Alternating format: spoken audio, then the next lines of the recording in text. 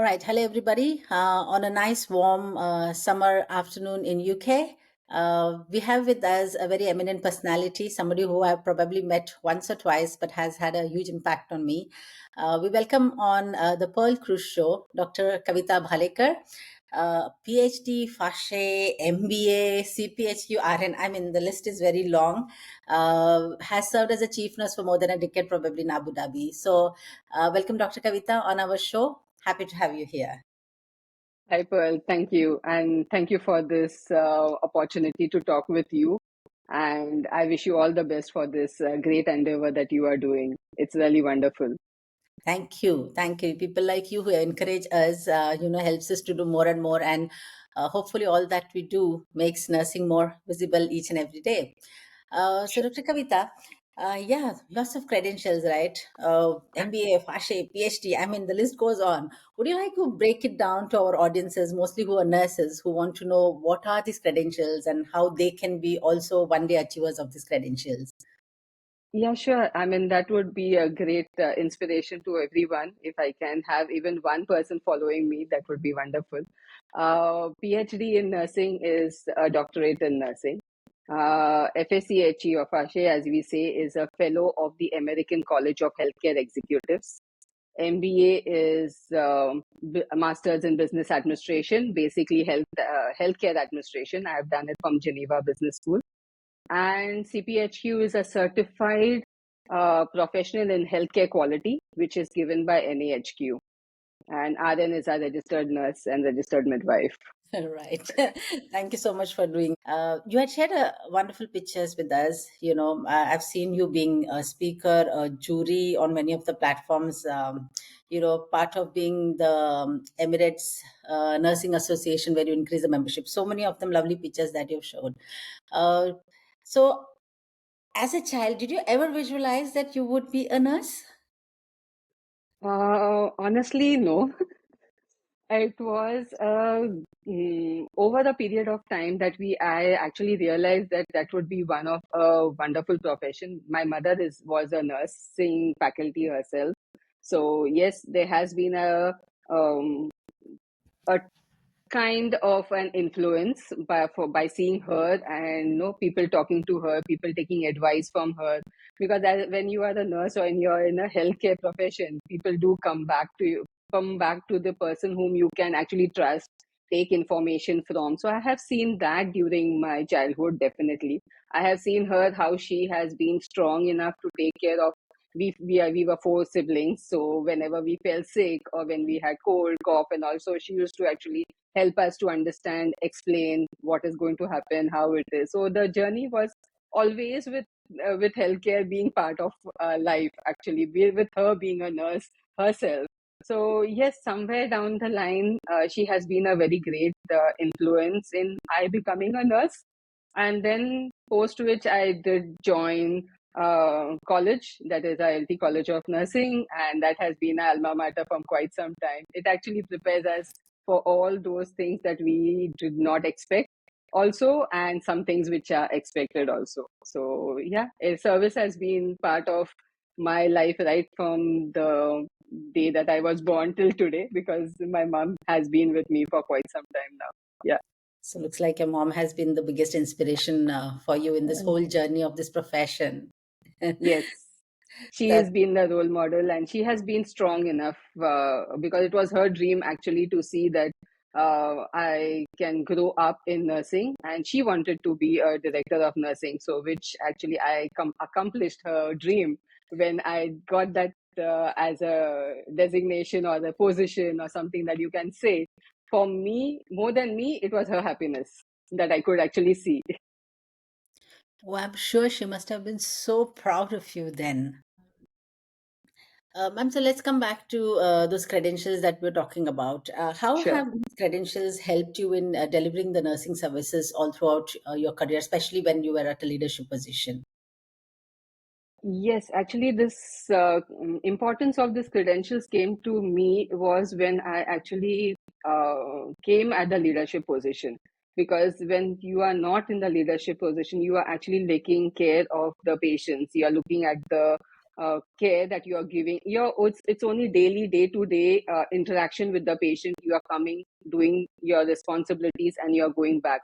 But when you become a leader and you are actually responsible for 300, 500, or X number of nursing personnel, it is then when you really require a very strong information background, you require resources, you require synergies with other team members, you need a lot of collaboration. So these all credentials have actually helped me to understand that it is much more than only one hospital or only one stream in a hospital. It is more on collaboration, it is more on community, it is making the patients how they will access the hospital and what are the patient outcomes that you are looking at. So it gave me a broader perspective of understanding how you can give care to the patient in which is impactful and which is valuable to the people.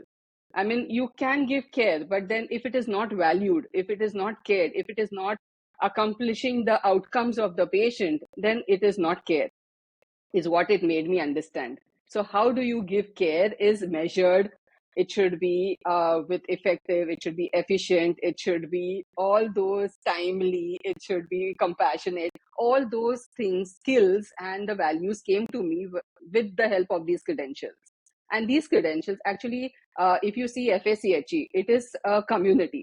It is a community of all healthcare leaders who come together and share issues, share their solutions, share different valuable information which you can actually start implementing in your own organization.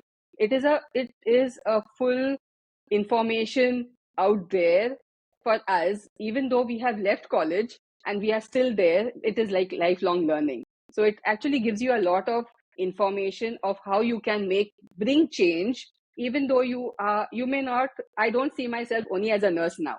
I see myself more than a nurse. Like, you are the healthcare executive, wherein you are trying to be an advocate not only for the patient but also for your nurses and also for the community, wherein you can actually do a lot in order to improve the entire community. So it is care at a global scale.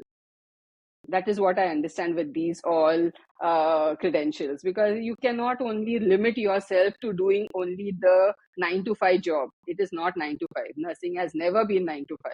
It is more than that. True. So this is something that actually I love, and it's a passion actually.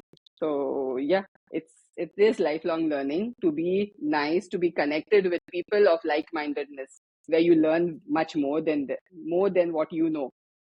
True. That's rightly put. I picked up quite key words, when you say collaborate, when you say measure, efficiency.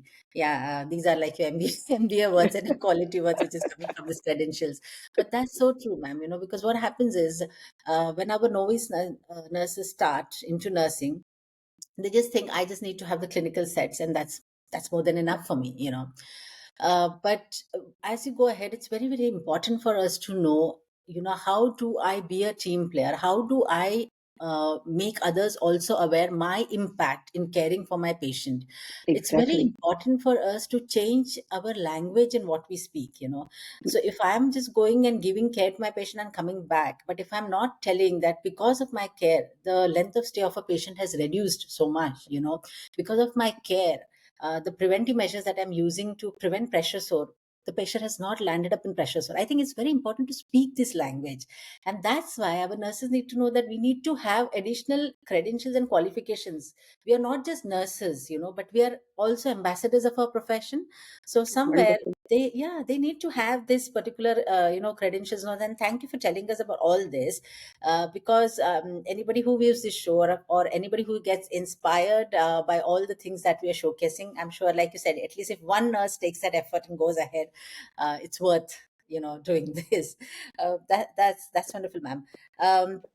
And I've also seen that when I was reading about you a bit, I've seen that you've been a part of a lot of hospitals, commissioning hospitals, right? So when the hospitals are just going to start up, or in the building phase, I know for a fact that it's Right. very important that nursing inputs are quite valuable during these particular stages. How about you? What's your opinion on this?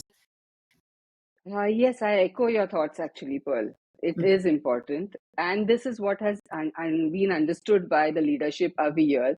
And they do involve the nursing CNOs into the building of the hospital. It's right from the architecture because it will decrease a lot of financial impacts later on. Because if you have the wards and you have it may be a minor socket issue, it may be a minor nurse station, it will be a medication room. Yeah, later on to make these changes will be much more may not be cost effective then. But when you have the nursing or the clinical, I say the clinical team, it's not only the nursing, that is wherein we require to see it at a broader scale. Like we should be involving the clinical end users into when we are doing the commissioning. So when we had the commissioning team, we did have a doctor, we did have the nurse like myself representing, we did have the finance, we did have the chief operating officer, all of us together with the drawing board, trying to see which location should be put in. Definitely the regulatory norms are followed by the architects, but along with the regulatory norms, you have certain areas wherein you would want to have an isolation room next to that place. You would want to have a operation theater and a cath lab at the side. You may want to have maternity and operation theater at the side. So there are so many things that you learn, and by making, you would have made a mistake sometime or the other. You want to correct it now, and you want to correct it when it is in the drawing board. So that is where actually nursing as well as the other clinical teams actually give their inputs. So it is not only limited with nursing, but it is a broader perspective of having the team, the entire collaborative team coming together and working on the drawings, wherein we don't want to make changes later on, because it's really very financially a burden to have a structure which you require to change later once it has started commissioning.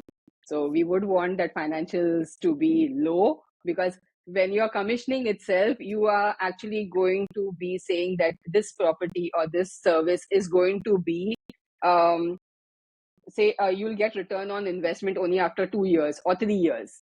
In that time, you don't want to make structural changes for sure, because at that moment of time, you're trying to concentrate on the care and the patient's access and all those aspects, not on the structural. So definitely you want to have a beautiful structure. A beautiful structure does not mean that it should harm the patient at the end of it.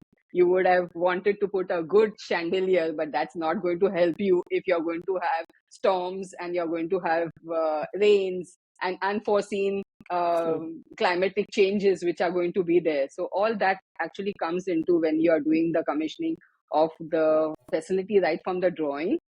And then later on, you want to know what type of qualifications of nurses that you want or physicians that you want. So when you put your scope of service, or after that, you should would be in a better position to understand that yes, I would be requiring, based on my scope of service, this caliber of nurses. So here in the UAE, we are fortunate enough to have all nationalities. Right. So there were around 15 nationalities of nurses that I have actually taken care of at one point. So been to Philippines to get their knowledge base, been to South Africa, because when you want midwives, the Mhm. South Africans are actually a better choice for the midwives. You can actually go to South Africa for having registered midwives on that aspect. So no, you we can pick up talents based on the scope of service. So hence, when you are doing the commissioning itself, you need to understand exactly what is it that is the goal, and within how many years you want to reach that goal at. So it's not only about the structure or the manpower, it is also then going on to the equipments, whether Right. you want it to be a state of art, you want the equipments to talk to your EMR. So what EMR do you want, and whether how much of collaboration is there between the EMR and the equipments, so that the vitals, all the information is directly fed in the EMR. That decreases the number of nurses you need. So it is all technology and putting right framework into place. So this all is which goes into those first 8 or 9 or 12 months of the commissioning. and then each one of us takes a portfolio to work on. So if I take the portfolio of saying that I want to have, like, definitely being chief nursing officer, I will take the portfolio of recruiting as well as the clinical processes. So along with me, the doctor physician will do his part and my part, and that the technology will come, the procurement will come. So each one of us have their own roles to play, but they are all together, all within synergy.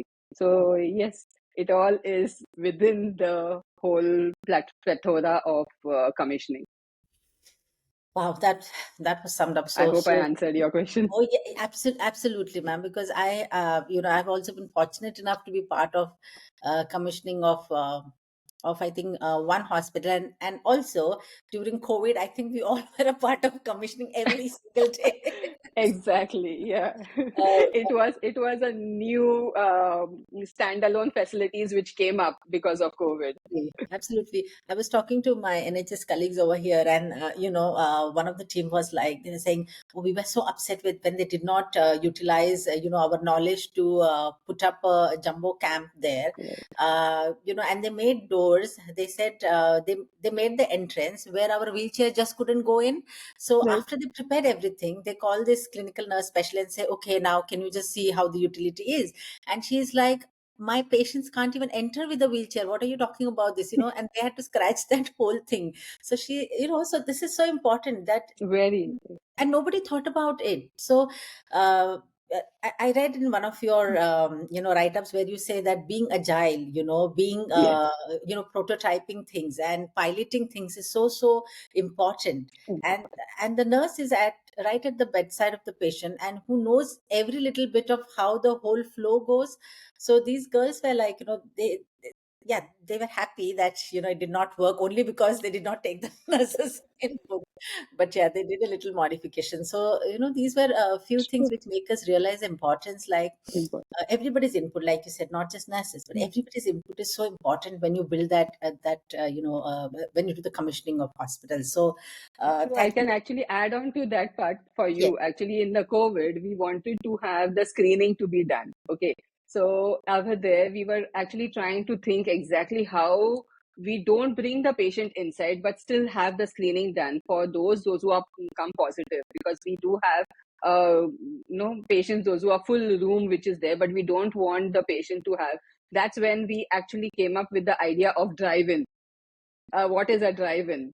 Basically, a drive-in wherein we said that we can make a booth wherein the nurse will just stick her hand out and have the Yeah. drive-in, and they pass by. They just pass by, so that you don't have them coming inside. So that was one of our brilliant ideas which we actually worked together, and we said no, we can have a drive-in, and we actually made a full drive-in right from the car. I mean, the patient does not get down at all with inside the car itself. So we had the people standing, and we had the cars driving by, and the True. results were out, and we just needed the we have something called as Emirates ID. How you have Aadhaar card, here we have the Emirates ID. So with the Emirates ID, you get the patient information. So it is very foolproof. So with the patient information, you have the label sticker which comes in. You take the sample, put it in, and with all measures of safety taken into consideration.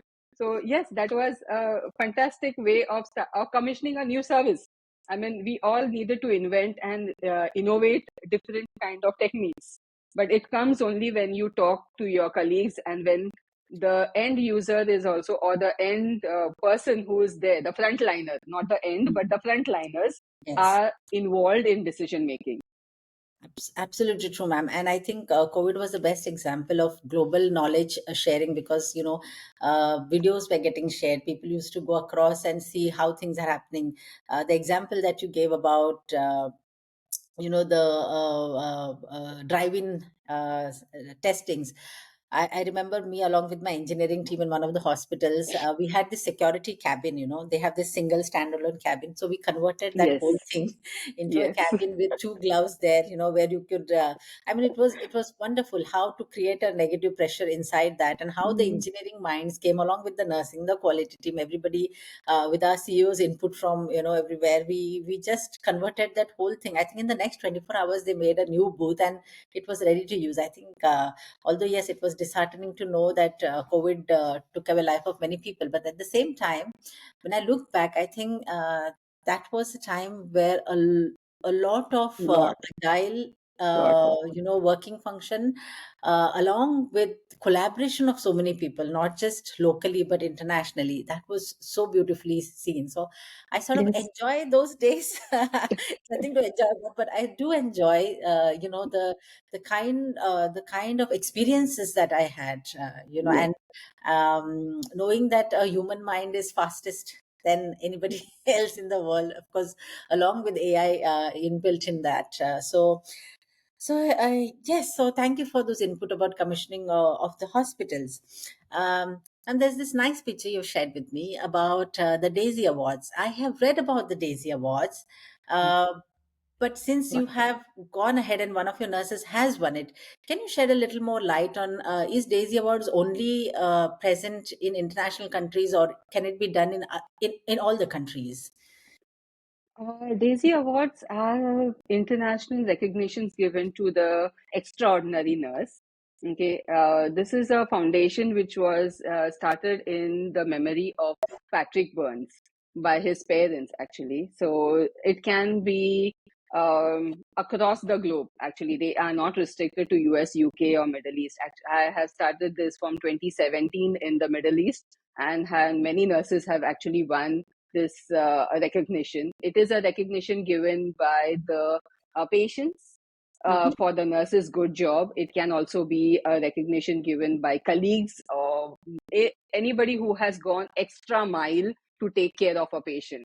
So that extra mile is something that is appreciated and is an award which is given. So yes, Daisy can be initiated, and it is a wonderful recognition because that nurse gets a international recognition, and her name is there on their website.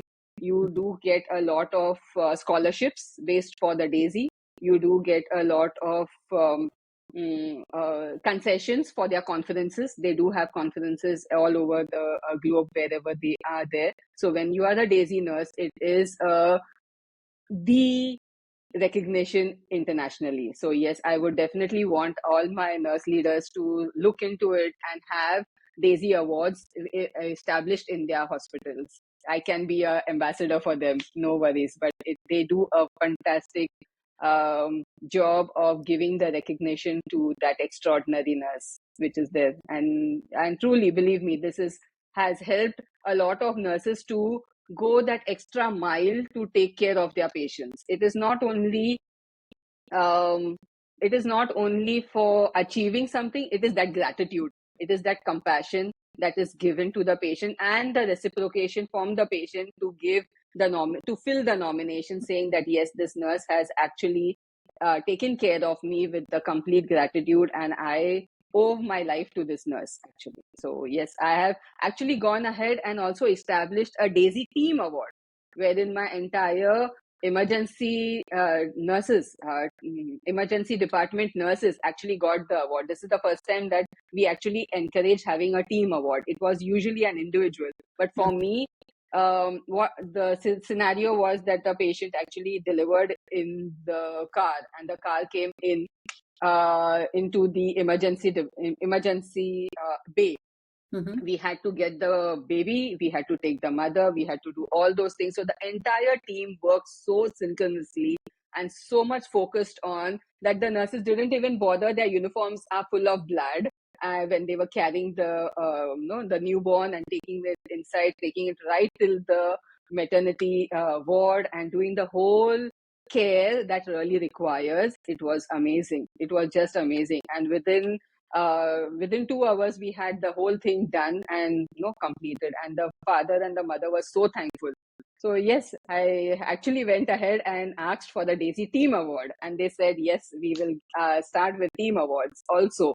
So something like that, where we leaders should actually encourage and look at that opportunity where we can appreciate our team on an international platform.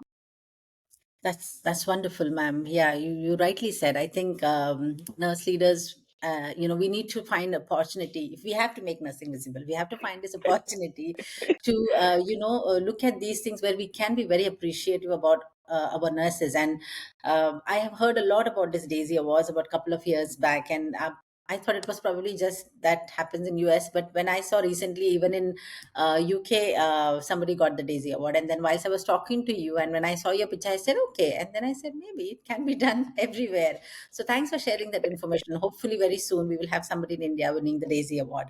Um, right, ma'am. So moving on to, you already spoke about something very nice and inspiring, how the midwife nurses, took care of the baby. But any one incident as a nurse that comes to your mind that has impacted your life as a nurse and you'd like to share with our audiences? Many situations actually, right? From staff nurse, wherein being a staff in the surgical ICU,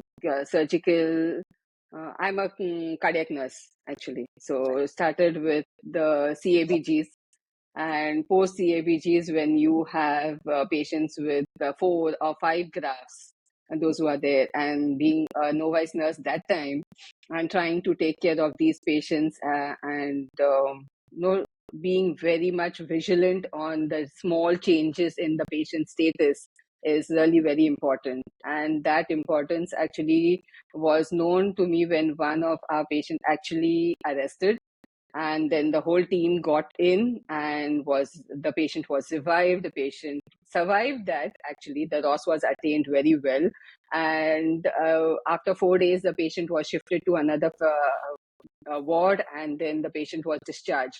That made a big impact. I mean, that time I was just, say, we were 2 or 3 months into nursing and coming from the college, coming into a surgical ICU and being able to take care of patients, those who are so critical. And definitely, I did have a senior with me at that moment of time. So it was in the orientation phase. But to see the dramatic change that we as nurses can bring in life of the people tremendously changed my perspective of nursing completely. That made me understand that yes, each of those dopamine or dobutamine or noradrenaline and the calculations that go in with them along with our critical care is so important. And now at that time I understood why the faculty did not pass us when we wanted to know how many nitroglycerins you can give sublingual.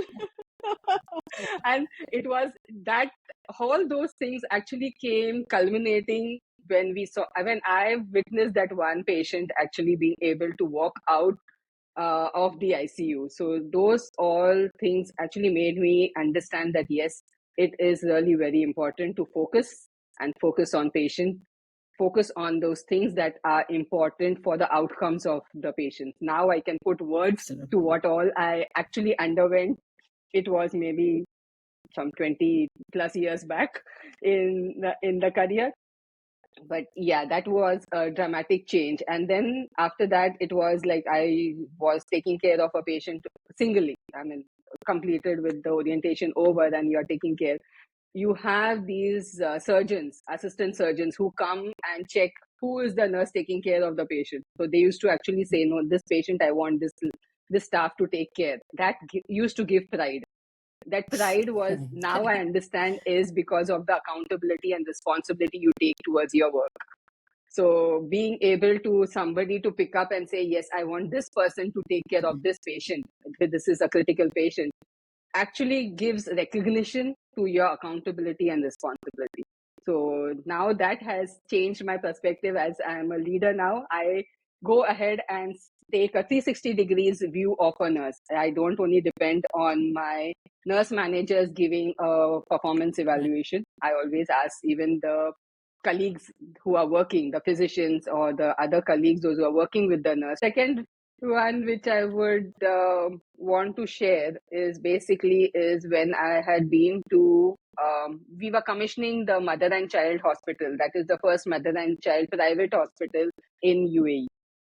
So I had been along with the leadership team, that is my chief operating officer, the medical director, myself. We had all been to London, and Mhm. we actually saw a facility and a hospital over there as to how they are doing. That was the mother and child hospital, one of the hospitals in London. So we had gone there and we were seeing. That's I when we had an interaction with the CEO. And to my surprise, the CEO was a nurse.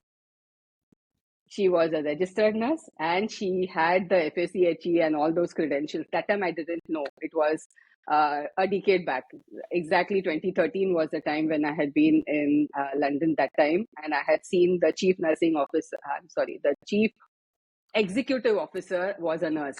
So that's when I said, okay, so in this part of the continent or the world, we do have nurses being the chief executive officers when we ourselves are still trying to bring in a mark for nursing in India.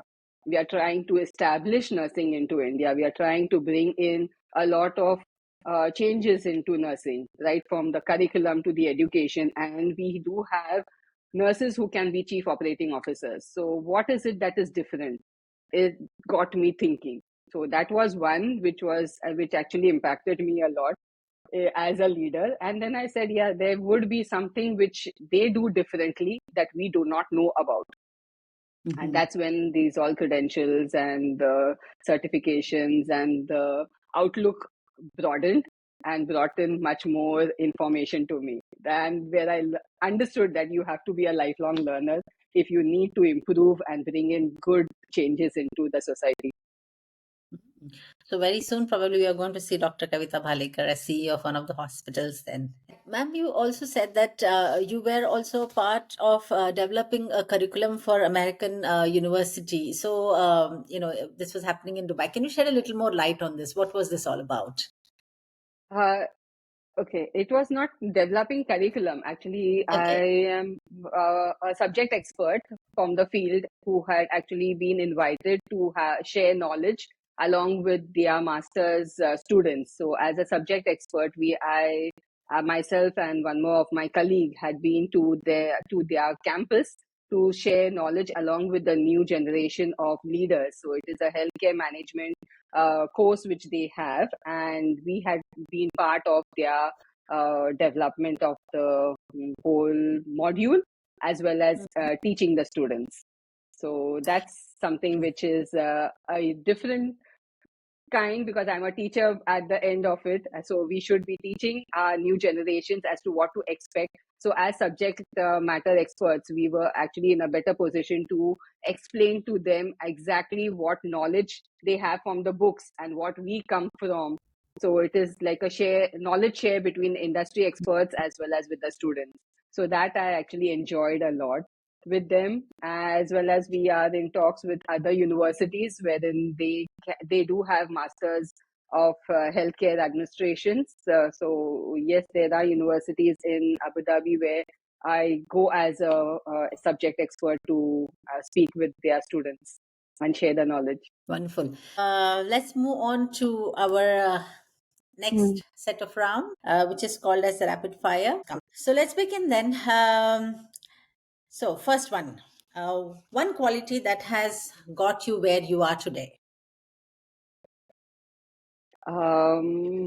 Persistence, Very good. One thing novice nurses need to believe in. lifelong learning, Wonderful. And one thing they should refrain from doing. making assumptions, Okay. One thing nurse leaders need to do for empowering their nurses. develop a good growth and development plan for them. I echo your thoughts completely on that. One thing nurse leaders should refrain from doing. Micromanagement. I 100% agree with you on that. 100%. Right. One Yeah. line you often repeat while talking to your nurses. You will hear me saying every time follow the patient safety goals and pay attention to the patient's rights and responsibilities. You will not go wrong. They Absolutely. have to follow the patient safety goals, the patient rights and responsibilities. These are the three things. If they focus, they cannot go wrong on. Absolutely. That's a beautiful thought, ma'am. I think we're going to use that mantra next time for our young nurses. Yeah, that's been Um, my mantra, actually, completely. I had this one CEO in my last stint who always used to say this: patient safety comes at the top priority. And as a chief of quality, that's when what I started Absolutely. doing. And you're absolutely right. Just that one goal of patient safety, and all your processes just fall in place, So, completely agree with you on that. Right. It's One thing. amazing. Yeah. Yes, yes, absolutely, ma'am. Right. The last one now. One thing you would do if you had the power to change something as a nurse leader. Wonderful. I would definitely want to bring in accreditation for the nursing educational institutions. Okay. We have And all right. accreditations for hospitals, we have accreditations everywhere else, but accreditation standards globally. I'm not talking Mhm. about region specific. I'm not talking Right. only India or UAE or anything. We need to have a good standard of accreditation bodies for the education. Why should an educated registered nurse of India or Philippines or South Africa or UK be anything different when we all are giving patient care? If you are the registered nurse in one country, you are giving Mhm. care to that patient, then why should it be different? If your patient safety goal is same, your patient rights are same, responsibilities are same, patient outcomes are same, the education has to be standardized and it needs to be accredited. You Right. need to have your goals put in, and that should be something that I would definitely vouch for, and I would be happy to be part of a team wherein we Mm. can bring in accreditations even for the educational institutions. That's a lovely thought, ma'am. I'm sure somewhere in future we'll be able to see that, because I realize that when we have to work cross country, there are so many things that a nurse again needs to redo everything, to get her license, to get her pin. I mean, yes, some parts are relevant and need to be done, but I think sometimes the process is unnecessarily too long. uh, you know uh, and because of which a nurse takes a long time to practice in another country. I'm in with you on that. uh, Fine, ma'am. As we come to the Good. end of the show, this is one question that I ask everybody, and you already know what the question is. What are your thoughts on how can we make nursing more visible? Yes. So for that, it's such kind of interaction with nurse leaders across. It shouldn't be only region specific or anything like that. It should be globally. You should have perspectives, a broader perspective. Like today, I have shared one idea. There can be somebody from another continent sharing a different ideas on all those parts. So definitely, thank you for taking this initiative to make nursing more visible. But apart from that, we can also go into and collaborate with other healthcare professionals, like collaborate along with the airlines industry, collaborate with the television industry, collaborate with the technology industry. So try collaborating and seeing how nursing can improve on those aspects. So even in technology, there can be nurses which can bring in and show what all other work that the nurses are doing in order to bring in AI or bring in the changes. Now, we want AI to be able to help us to do those mundane jobs of us and not take away the critical thinking that we want to do.